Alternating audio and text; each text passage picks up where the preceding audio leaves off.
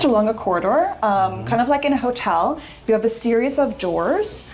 Very spacious. You know, this is bigger than in most universities. We give priority to the international students for the single bedrooms because it really becomes their home away from home. Because we want to give more, let's say, more emphasis in the role of educating the student. Very secure, no strangers. No, it's a completely enclosed environment.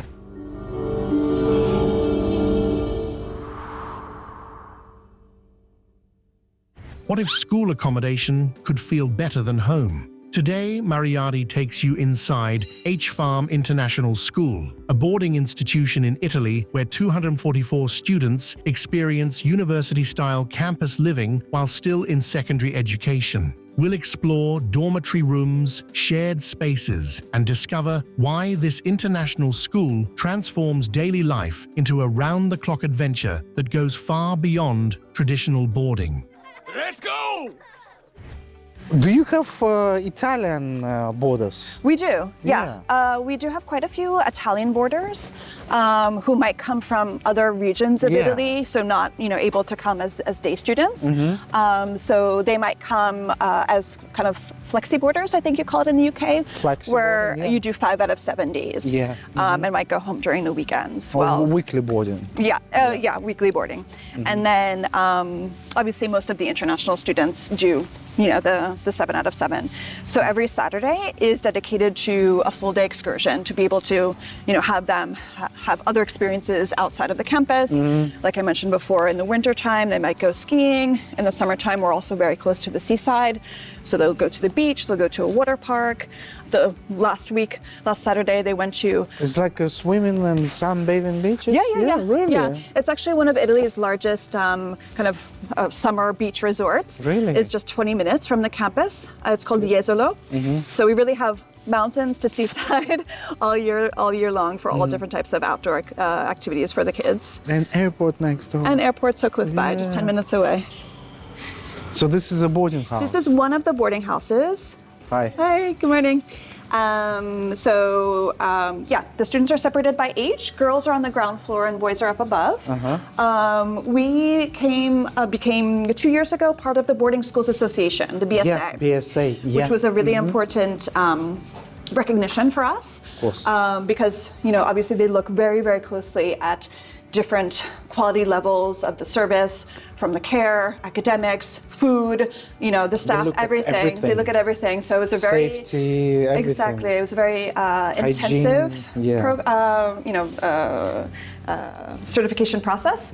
But we were very, very honored, to be part of this this very esteemed group of other boarding schools throughout Europe. Inspectors probably were surprised when they came here as well. Exactly. Yeah. They're like, really? Yeah. Exactly. So I'm almost like an inspector with my selfie stick, with my selfie stick, and I'm wow. Life for a boarder at H-Farm is a world away from the usual school routine. Just imagine round-the-clock access to the labs, the library, and the sports hall. Over 70 students from 15 countries live together, creating a unique international community. The most interesting aspect is the cultural exchange. When an Italian teaches a French student how to make pasta, and a Chinese student shows a Korean student Taekwondo moves, that's priceless. In the school boarding house, students don't just gain academic knowledge, they develop intercultural communication skills that will be useful in any international career. So let's go inside and I'll show you kind of a typical room within the boarding house. So every kid has what? It's just a key, or they have a bracelet, a badge? Yeah, they have a badge to access whichever building they belong to, and they're individual bedrooms. So, and students from another boarding house, they cannot have access to this house, obviously. Exactly. Okay. Yeah. Access denied. So actually during the day, students cannot come back to the boarding facility for security purposes unless they have authorization from the boarding staff. Yeah, just because we want to make sure that they're accounted for during the day.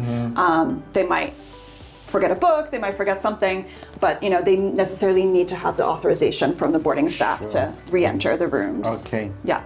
And then this is how the rooms are organized along a corridor, kind of like in a hotel. You have a series of doors that access a bedroom area. Oh, this one, no, there's maybe here. This one's usually empty, but it looks like it's being used. Hello? Hello? Okay, maybe it's a little bit messy, sorry. It's okay. That's Okay. no, I mean, it's... So this is, maybe this is a little bit better. So this Okay. is a single bedroom. A fridge? A little fridge, if they want to keep little, snacks and drinks and things. So Again, there are no fridges in boarding schools in the Really? UK. No. So all along the corridor, we have the bedrooms arranged in this way. Yeah. So From there's the room? Yeah. So there's the single bedroom, the double bedroom, and then a shared bathroom. So it's always 3 girls or 3 boys sharing kind of a little unit of 3. And then this would be a double bedroom. Very spacious. You know, this is bigger than in most universities I have visited. Yeah, the single room is very nice. It's very good. Obviously, And this is double, yeah? Yeah. We give priority to the international students for the single bedrooms because it really becomes their home away from home. So we want to make sure that, they have ample space for their things and... But can they request the ward if they want to stay with someone? Yeah, absolutely. Yeah. Actually, some students prefer to have a roommate, to have, someone that's going through the same, experience. I think it's a good idea. Yeah, especially for the first year. For the first year. Yeah, absolutely. It's like a sleepover every day. Yeah. Student rooms at H Farm resemble university apartments rather than typical school dormitories, with each featuring an ensuite bathroom, a rarity even among premium boarding schools. International students receive priority for single rooms, as the school recognizes that adapting to a new country requires personal space. The in-room refrigerators aren't luxury items, but practical necessities for teenagers whose appetites don't follow timetables. And then we have the cleaning staff that cleans the rooms a few times a week and also changes the sheets and towels. And how often does this Once happen? a week. Once a week. So the students really need to use the laundry facilities that we saw before just for their own clothes. But the cleaning staff is in charge of cleaning their sheets and towels and bedding. And who once a looks week. after them being clean, Because The boarding educators make sure that the students are keeping their rooms neat and tidy, because otherwise what about washing clothes? I mean, 13-year-old boy, Exactly. You're like, no, who needs... Yeah, no, the boarding staff really, keep a Keep quite an eye, strong eye on, the fact that they're keeping up on their hygiene, because in fact, teenage boys sometimes need a little bit of prompt.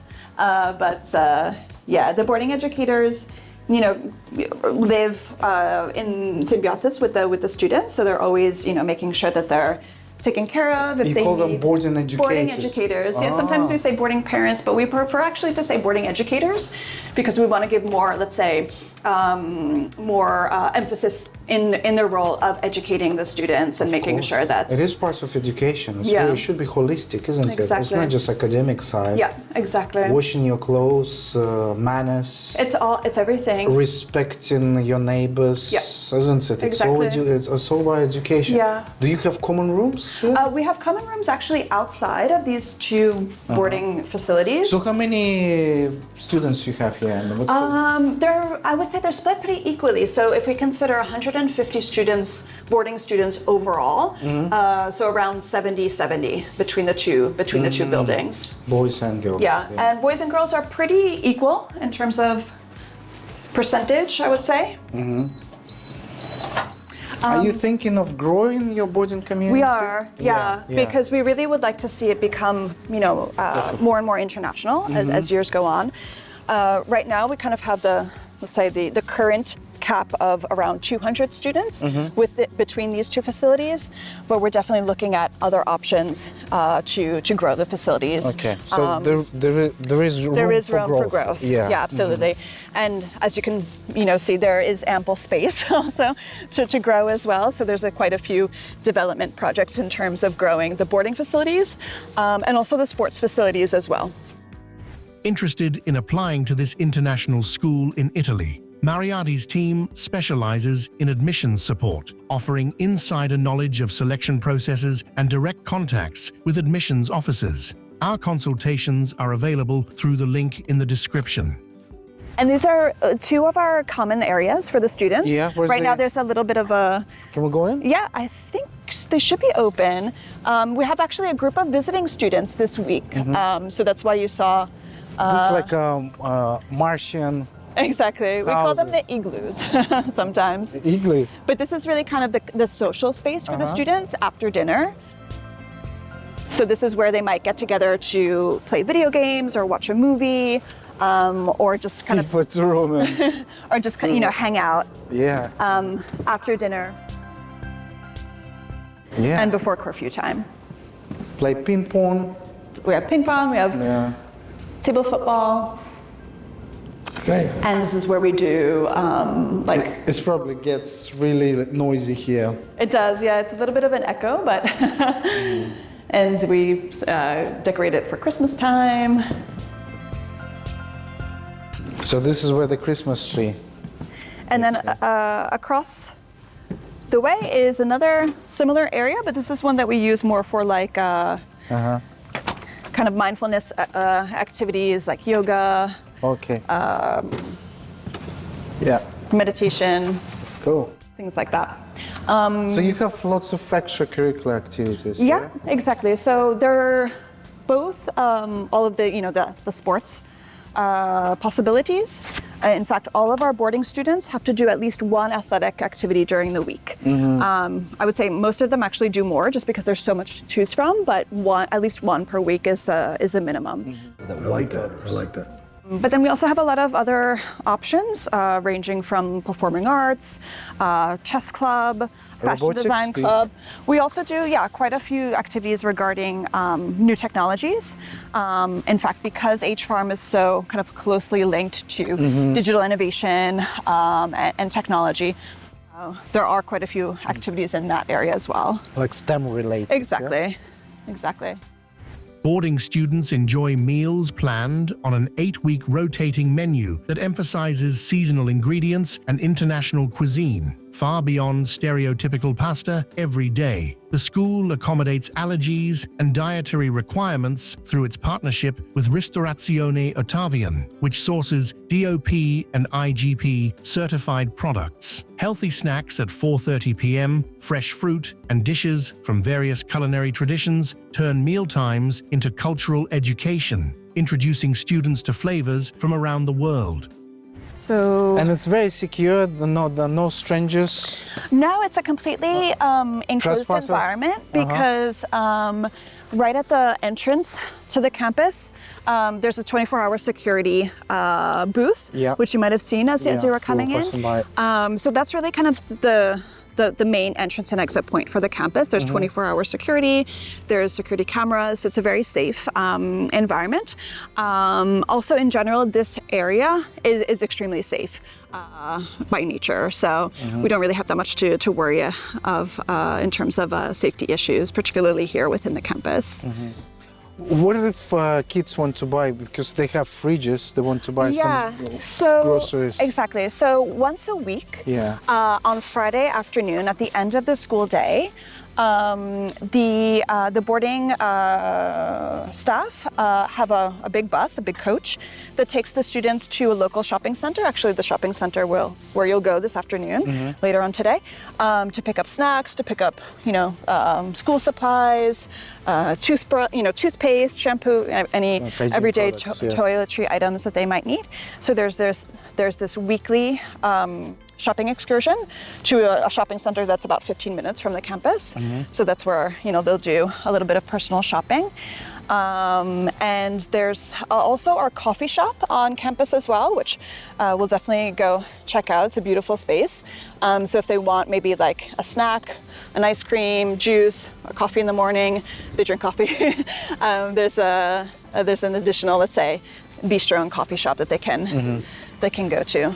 You know, kids are always hungry. Exactly. Especially like in sportsmen. You know. Yeah. Exactly, particularly because a lot of them do sports, and we want to make sure that they have the right sustenance. At the end of the school day, in any case, the boarding staff prepare a really nice snack for all of the boarding students around 4:30, which is when lessons will be ending, and then they will be going on to their after-school activities from there. So can you go through the school day? The school day, yeah, sure. So the students will wake up in the boarding houses, I would say between 7:30 and 8 generally, and they'll make their way over to the school building for breakfast in the morning. It's really important that they have breakfast. Of course. Yeah. In the school cafeteria. So either the middle years program students goes to the MYP building, or the DP students goes to the DP building on the other side of the campus. They have their own They dining each have their own dining hall within the school building. So they'll have breakfast, and then 8:30 is the start of the school day. So they need to be in their first lesson of the day at that time. And then the school day finishes at 4:15. So between 8:30 and 4:15, they're doing their lessons, they're doing their laboratories. They have actually a nice break in the middle part of the day, especially for the students in the MYP. They have from 12:45 to 2 as a kind of midday lunch / outdoor break. A lot of them will, eat lunch and then be outside a lot to take advantage of, the outdoor spaces that we have. Over 1 hour, yeah. And then school day finishes at 4:15. They'll usually make their way back to the boarding house because there is this after-school snack that they can take part of. And then they would be doing generally after-school activities from 4:30 to 6. Whether that's sports, whether that's more kind of, cultural. Such a long day, they just come. It's a long day. And they and drop. then from 6 to 7:30, they have study hall. So they have this mandatory time in the afternoon. 1 hour. Which, around an hour and a half. Yeah. So it's what they study in their rooms, or they can, but we prefer to have them in a more, let's say, controlled area. It's supervised, the study hall. So in fact, if they have any, questions, or if they need maybe a little bit of support from one of the teachers that's on call during that time, they can reach out to the school staff. And Saturday excursion, and Sunday kind of relaxed. Sunday's more as a day of a rest, yeah. So a lot of the students will, I think, generally stay on campus. So, catching up with friends, resting, studying. There is the possibility to leave campus independently because we do have public transportation links directly from the campus parking lot actually, to Venice and to Treviso, which are our two closest cities. Obviously, we recommend that the students, travel in groups.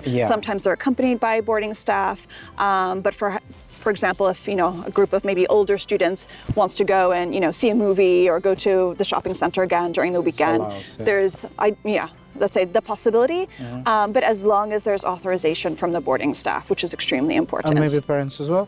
And parents as well, yeah. So the boarding staff and the parents really kind of work together as a team to make sure, for the maximum safety of the kids. My colleagues and I personally visit every school we recommend, usually with cameras rolling, so you can see these places through our eyes. H Farm was no exception. You'll find links to our other videos about this school in the description below. Sabine is obviously quite young now, but would you as a mom consider boarding for Sabine? I would, yeah. Well, now it seems a bit strange because she is so young, but I definitely see the benefits of the boarding experience. Same. It really teaches the kids, obviously, independence and taking care of each other and themselves, and being part of a community. But it also, really optimizes their time during the day. They're not commuting, they're not in the car for hours at a time.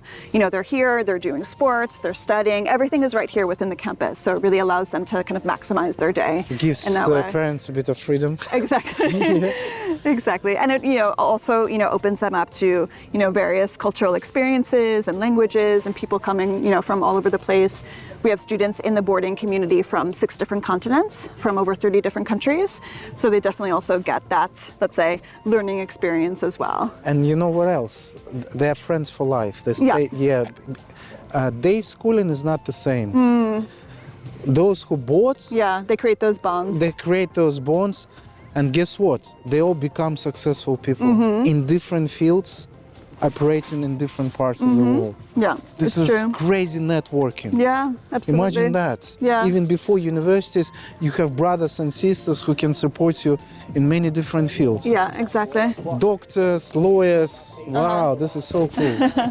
That's why I'm considering for my kids from next year, they're going into boarding. Are they're teenagers now? Yeah, Yeah. yeah. If I wasn't living in the UK, but knew what I know about boarding schools, I would send my son age 12. Okay. We have a guardianship in Right. the UK. Yes. And we have kids as young as 8, Right. which board. Yes. I know you accept from 13. From 13. But in the UK, some schools Yeah, take exactly. really young Yeah. school. Those are a bit late, maybe 13, 14. But all children are different. Yeah. Yeah. Exactly. And in some cases, it makes perfect sense to send kids, not just for those reasons we mentioned. Maybe kids have to travel, or not kids, parents have to travel all the Exactly. time. Yeah. And it's unfair. They want a safe place for it's the unfair, kids. unfair to children, exactly. Change the school all the Yeah. time, change the environment. Right. We actually have a few members of the boarding community whose parents work for Military. for UN, NGO agencies, and they live in places that are not particularly safe for children. And that too. So they really wanted to find a safe environment, a safe community for the kids, so they can kind of have at least that peace of mind when being far from them. Yeah. And also quite often, then when parents separate as well. Yes. Yeah, this that is as well. often the Yeah, case. Because it's exactly. unfair for children to suffer this separation. This is modern boarding life at H Farm International School in Italy, where each day becomes part of a broader international experience. We've shown you how student accommodation works at a place where young people don't simply reside, but develop as individuals surrounded by peers from across the globe. If this look inside helped you understand contemporary boarding schools in Italy, leave a like to help other parents discover international education opportunities. Subscribe for more school and university explorations. See you in the next episode.